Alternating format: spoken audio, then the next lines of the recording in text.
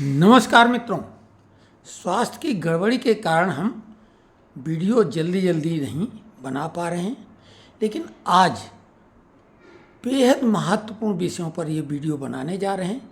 कई लोग फ़ोन करके हाल चाल ले रहे थे और उन्होंने ये एक तरह से शिकायती लहजे में कहा कि आप वीडियो डालते हैं तो आपका हाल चाल पता लग जाता है। तो लीजिए, आज हम आपको वीडियो बना रहे हैं और इसमें 4 विषय कवर करेंगे। कर्मचारी और पेंशनरों के लिए महत्वपूर्ण जानकारी देंगे।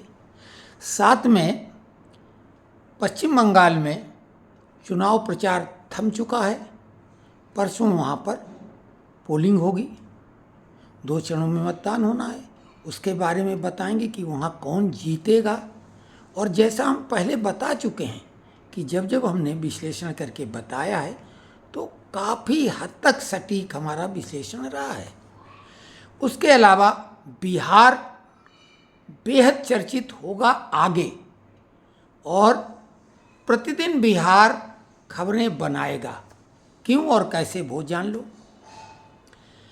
आरिफ मोहम्मद खान को लेके भविष्य की भविष्यवाणी करेंगे, और बंगाल में चुनाव के साथ जो बांग्लादेश है उसमें क्या राजनीतिक रूप से बदलाव हो रहा है, जो संबंधों में वहाँ पर कड़वाहट आई थी तो उसमें मिश्री कैसे घुलने जा रही है।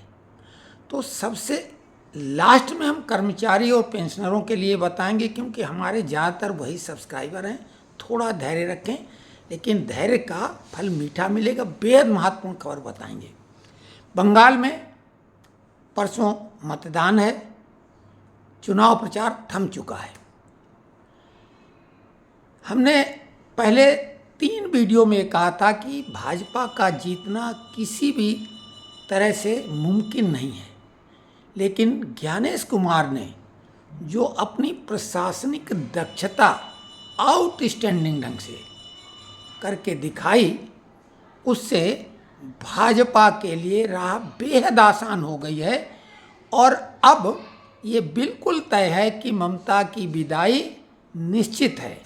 हमने एक बात सबसे हट के कही थी कि वोटर लिस्ट में तो ममता ने अभी भी बहुत सारे वोट शुरुआती दौर में तो भाजपा के ही कटवा दिए थे, मैतेई समाज के, मतुआ समाज के, लेकिन बाद में बैलेंस हुआ है।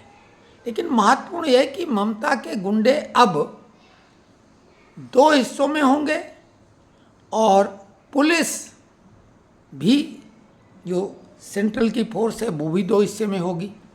बंगाल की पुलिस न्यूट्रल कर दी गई है लगभग। गुंडों का हमने कहा था अरेस्ट होगा, तो 800 गुंडों को अरेस्ट करने का चुनाव आयोग ने आदेश दे दिया है। तो वो गुंडे जो बूथ कैप्चरिंग करते थे वो अंदर दिखाई देंगे या फरार हो जाएंगे।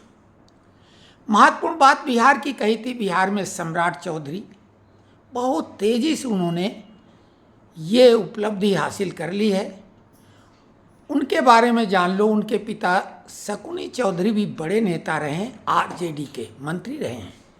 मोदी को उन्होंने भी अनाप शनाप बोला था, लेकिन वो तो बातें पीछे चली गईं। सम्राट चौधरी भी आरजेडी, जेडीयू और भाजपा में तो रहे, सभी को मालूम है। लेकिन शकुनी चौधरी भी तीनों पार्टियों में रह चुके हैं वर्तमान में। भाजपा के और मोदी की बहुत तारीफ की। ये सम्राट चौधरी ने मदरसा से शिक्षा शुरुआत की, प्रारंभिक शिक्षा। उनकी शिक्षा को लेके बोला 7वीं फेल। तो तेजस्वी यादव भी 9वीं फेल हैं, तो वो कोई बड़ी बात नहीं। लेकिन जहाँ तक बात है कि भाजपा का पहला चीफ मिनिस्टर मदरसा छाप है, शुरुआत तो मदरसा से हुई।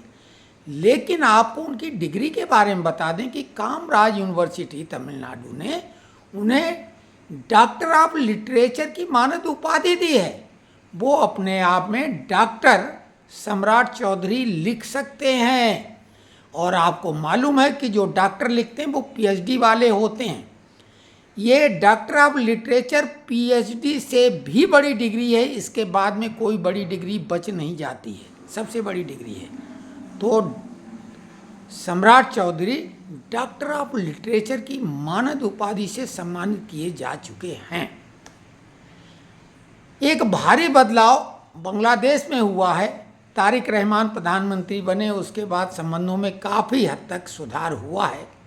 और तारिक रहमान के जब वो निर्वासित जीवन व्यतीत कर रहे थे तो लंदन में उनके प्रगाढ़ मित्र रहे दिनेश त्रिवेदी, जो कि यूपीए सरकार में मंत्री रह चुके हैं, रेल मंत्री भी रह चुके हैं और कई विभागों में रहे।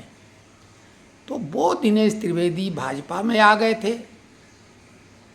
वो भी कई पार्टियों में रहे, लेकिन वो बात महत्वपूर्ण है, वो हाई कमिश्नर यानी उच्चायुक्त बंगाल में बना दिए गए हैं। अटकलें चल रही थी, आरिफ मोहम्मद खान पूर्व राज्यपाल बिहार के वो बनाए जाएंगे। हमने ये बात कही थी कि आरिफ मोहम्मद खान उच्चायुक्त नहीं बनाए जाएंगे। उच्चायुक्त के बजाय 25 जुलाई 2027 को, ध्यान देना तारीख, 25 जुलाई 2027 को वो भारत के राष्ट्रपति बनेंगे। ये हमारा प्रेडिक्शन, ये हमारी भविष्यवाणी है। और जनवरी 27 से ही प्रचार शुरू हो जाए, कैंडिडेट पहले डिक्लेयर कर दिए जाएंगे, तो ये नोट कर लें आप लोग। उसके अलावा महत्वपूर्ण खबर जो है वो हमारे पेंशनर्स बंधु, कर्मचारी बंधु हैं। हमने बहुत पहले 2% डीए के बारे में बता दिया था, वो बढ़ गई, घोषणा भी हो गई। कई अटकलें लगा रहे थे, आंदोलन कर रहे थे कि सरकार की नीयत खराब है, लेकिन अंततः हमने कहा था धैर्य रखो, अप्रैल महीने में ही आपको वेतन में और पेंशन में लग के डीए मिलेगा और 3 महीने का एरियर भी मिल जाएगा। और यही नहीं, हमने जुलाई 2026 के लिए बता दिया, काफ़ी समय, अब तो टाइम कम रह गया है, 3% डीए और डीआर की वृद्धि होगी जुलाई 2026 से। लेकिन महत्वपूर्ण खबर ये नहीं है, ये तो सामान्य सी बात है। महत्वपूर्ण सबसे अधिक खबर 10 साल की होती है जब पे कमीशन आता है, और इस बार पे कमीशन बहुत हाईलाइटेड है।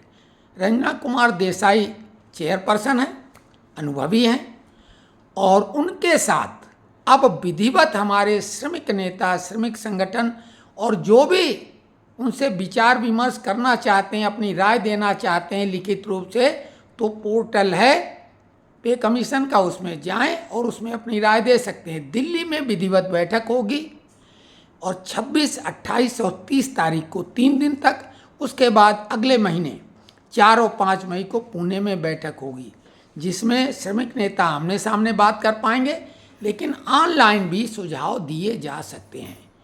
ये है बेहद महत्वपूर्ण खबर। बात यहीं पे नहीं रुकेगी, जो भी मेट्रोपॉलिटन सिटी हैं वहाँ ये दौरा करेंगी, मुंबई, चेन्नई, कोलकाता, इस टाइप के शहरों में जाएंगी, बेंगलोर, और प्रक्रिया अब तेज़ी से शुरू हो गई है। पहली बैठक के बाद, या यूँ कहें 26, 28 और 30 के बाद, और फिर 5 मई के बाद जो खबरें आएंगी क्षण के, वो महत्वपूर्ण खबरें होंगी। फिटमेंट फैक्टर बढ़ते बढ़ते अब डिमांड पे पहुंच गया है 3.833, मिनिमम 69,000। इसके बारे में हम एक वीडियो अलग से बनाएंगे। और श्रमिक नेताओं को चूंकि अब वो मांग कर ही रहे हैं, तो जस्टिफाई उन्हें करना होगा। इसके लिए हम एक आधार देंगे, एक लॉजिक देंगे। ध्यान दो, आदरणीय श्री शिवगोपाल मिश्रा जी और श्री कुमार जो हमारे ऑर्डिनेंस फैक्ट्री के नेता रहे हैं, वो उस वीडियो को उनको समर्पित करेंगे। 1-2 दिनों के अंदर हम वो वीडियो अपलोड कर देंगे, हो सकता कल ही कर देंगे, आप लोग डिमांड करिए। और वो सुझाव हमारा कैसा होगा, उनके लिए आप लोग खुद कमेंट करना। आपको लगेगा कि हाँ ये हुई बात। वैसे तो 3.833 को केवल फैमिली यूनिट को जो वो डिमांड कर रहे हैं, वो डिमांड कुछ अजीबोगरीब है, वो जस्टिफाई वो नहीं कर पाएंगे। लेकिन जो बात हम कहेंगे उससे वो जस्टिफाई हो जाएगा 3.833। तो उस वीडियो का इंतज़ार करिए, और इंतज़ार करें मिश्रा जी और हमारे श्री कुमार जी।